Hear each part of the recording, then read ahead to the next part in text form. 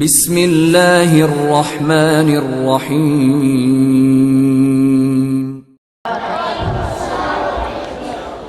نحمده ونصلي على رسوله الكريم اما بعد فاعوذ باللہ من الشیطان الرجیم بسم اللہ الرحمن الرحیم ومعزز زمانے میں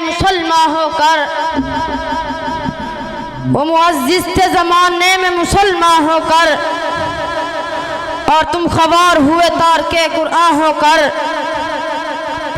سامعین محترم، ہم نے جہالت کے اندھیروں میں ہدایت کی شمع کو روشن کر کے لوگوں کو یہ بتایا کہ سیدھا راستہ ادھر ہے۔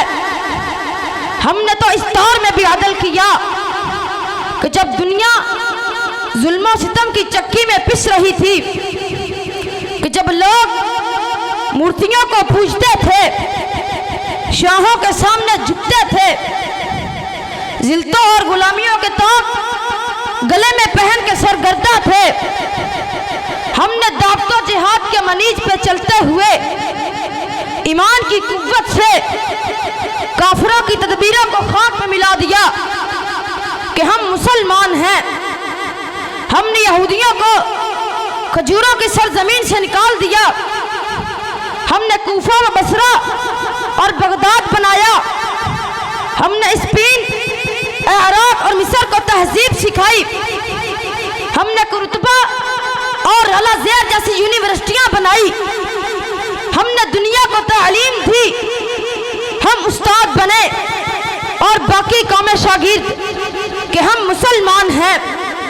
ہماری ملت میں ہزاروں نہیں لاکھوں عظیم لوگ پیدا ہوئے کہ ہم مسلمان ہیں، اور جس دن خاکہ خون میں تلپتا ہوا مسلمان زخمی حالت میں اپنے بھائی سے پانی مانگتا ہے، اور جب پانی منہ کے قریب لایا گیا تو دوسرے بھائی کے کانپنے کی آواز آئی تو بغیر گھونٹ پڑے پانی اسے دے دیا اور خود جام شہادت نوش کر لیا۔ اور جب سمیہ نے اپنے بدن کے ٹکڑے ٹکڑے کروائے، اور جب خنسا نے اپنے 4 جگر گوشے ایک ہی جنگ میں کٹوا کر سجدہ شکر ادا کیا۔ سامعین محترم، اکثر یہ سوال میرے ذہن کو گردش دیا جاتا ہے کہ کیا ہم واقعی مسلمان ہیں؟ کیا ہم وہی امت محمدی ہیں کہ جن کے لیے ہمارے پیارے آقا حضرت محمد صلی اللہ علیہ وسلم راتوں کو رو رو کر دعا مانگا کرتے تھے؟ آج ہمارا معاشرہ حقیقتاً تباہی کی آخری زینہ پر کھڑا ہے، زنا نہاد عام ہوا جا رہا ہے، شراب نوشی محفل کو 4 چاند لگاتی ہے، آج بھائی بھائی کا دشمن ہے۔ کیا ہم ہی وہ امت محمدی ہیں؟ ہم کون ہیں کیا ہے بخدا یاد نہیں، ہم کون ہیں کیا ہے بخدا یاد نہیں، اپنے اسلاف کی کوئی بھی ادا یاد نہیں۔ یاد ہے اگر کچھ تو کافر کے ترانے اب بھی، یاد ہے اگر کچھ تو کافر کے ترانے اب بھی، نہیں اگر کچھ یاد تو حق کی صدا یاد نہیں۔